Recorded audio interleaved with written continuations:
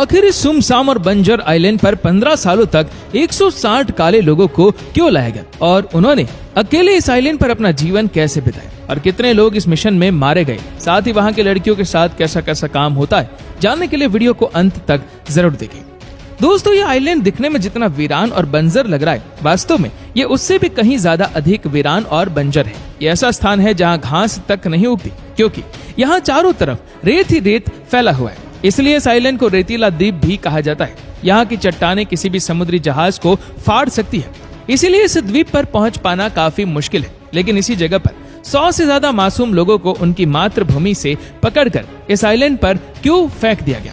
जाहिर है उनमें से अधिकतर लोग मारे गए, लेकिन जो जिंदा रहे उनकी कहानी और भी अधिक खौफनाक रही। तो चलिए आज की सच्ची कहानी शुरू करते हैं। दोस्तों, 1761 में विकसित देशों में गुलाम रखने की प्रथा थी। अमीर लोग गरीब काले लोगों को अपने घरों में गुलाम के तौर पर रखते थे। इन गुलामों में सिर्फ भोजन और पानी के बदले दिन भर काम लिया जाता था।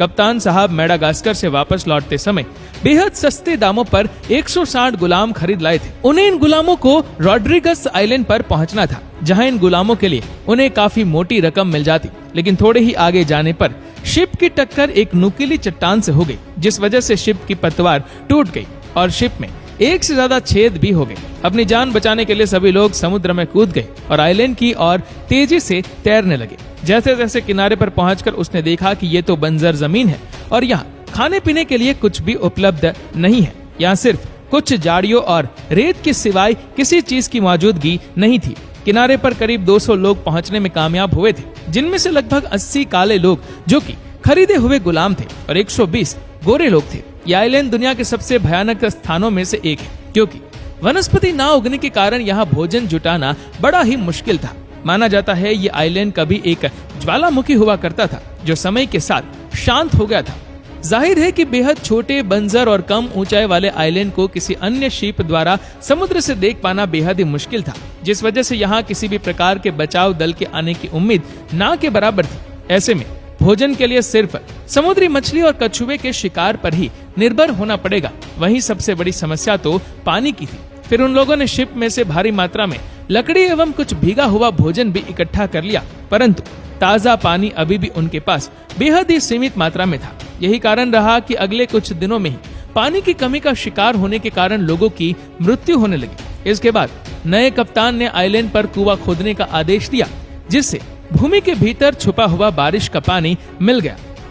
हालांकि उस समय काले गोरे का भेदभाव बेहद ही अधिक था, इसलिए काले लोगों के साथ बेहद ही कम भोजन और पानी साझा किया जाता था। आइलैंड के 2 अलग अलग कोनों में 2 कैंप भी बनाए गए, जिसमें से एक कैंप गोरों के लिए था तो दूसरा कालों के लिए। हालांकि ये सभी लोग मिलकर कार्य करते, परंतु बिना अनुमति लिए काले लोगों को गोरे लोगों के निवास स्थान की ओर आना मना था। दोस्तों, आइलैंड पर फंसे हर निवासी के पास अपना काम था। ये लोग हर रोज समुद्र से शिप का मलबा बाहर निकालते, मछलियों और कछुओं का शिकार करते एवं कुएं में इकट्ठा हुआ पानी पीकर अपना गुजारा करते। कई महीने यूं ही बीत गए और अब धीरे धीरे इन लोगों ने मिलकर डूबे हुए शिप का मलबा काफी हद तक बाहर निकाल लिया था, जिससे कप्तान ने फिर से एक नाव तैयार कर ली। लेकिन यह नाव थोड़ी छोटी थी, इसलिए यह तय किया गया कि इस नाव पर केवल गोरे लोग ही सवार होकर समुद्र में जाएंगे और मेडागास्कर पहुंचकर काले लोगों को बचाने के लिए कोई शिप भेज देंगे। करीब 4 दिनों में ही तमाम गोरे मेडागास्कर पहुंच गए। दिन, महीने और साल बीतते गए, लेकिन मेडागास्कर के मजबूर निवासी रेतीले आइलैंड पर अकेले फंसे रहे। वो लोग समझ चुके थे कि उनके लिए मदद नहीं आने वाली, इसीलिए उन्होंने यहीं पर अपने रहने के छोटे छोटे घर बना लिए। फिर एक दिन उन्होंने शिप के बचे हुए मलबे से एक छोटी नाव बनाई। इसमें 15 से 20 लोग ही सवार हो सकते थे, इसलिए 18 लोग नाव लेकर निकल गए, परंतु वो कभी वापस इस आइलैंड पर नहीं आए।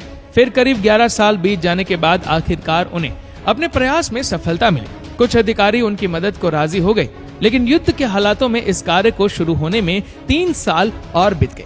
फिर एक शिप रेतीले आइलैंड की ओर बचाव ऑपरेशन हेतु रवाना हुआ, लेकिन आइलैंड के नजदीक पहुंचने पर यह शिप भी पानी में मौजूद नुकीले चट्टानों से टकराकर क्षतिग्रस्त हो गया, जिस वजह से शिप को वापस मरम्मत के लिए पीछे हटा लिया गया। इसके बाद एक बार फिर से बचाने के लिए एक अन्य शिप भेजी गई, लेकिन ये शिप भी तूफान में फंसने के कारण रेतीले आइलैंड पर पहुंच नहीं पाई।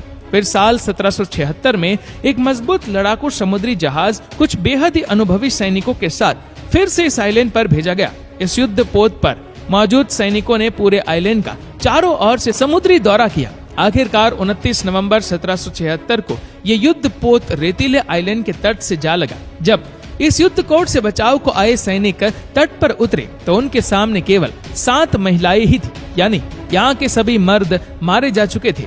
इन सभी महिलाओं ने पक्षियों के पंखों से बनाए गए कपड़े पहने हुए थे और झाड़ियों की मदद से अपने लिए छोटे छोटे घर भी बनाए हुए थे। इन महिलाओं और छोटे बच्चे को युद्ध पोत पर बैठा लिया गया और 15 वर्ष बीत जाने के बाद ये पहली बार इंसानी जमीन की ओर वापस लौट रहे थे। इन महिलाओं को पहले फ्रांस लाया गया, जहां इन्हें गुलाम मानने की बजाय स्वतंत्र कर दिया गया। फिर सभी महिलाओं को फ्रांस की ही नागरिकता दे दी गई और इन्हें नौकरियां भी उपलब्ध कराई गई। कभी कभार आर्कियोलॉजिस्ट सर्वे करने हेतु यहाँ जरूर आते हैं कि इस आइलैंड पर 15 साल तक महिलाओं ने अपने आप को जिंदा कैसे रखा। मालूम पड़ा कि ये लोग समुद्री पक्षी और कछुए को मार कर ही खाते थे। साथ ही समुद्र में डूबे शिप के मलबे से इन्होंने छोटी छोटी नाव बनाई और उन पर यहाँ के मर्द सवार होकर सहायता ढूंढने जाते और बीच समंदर में ही डूब जाते।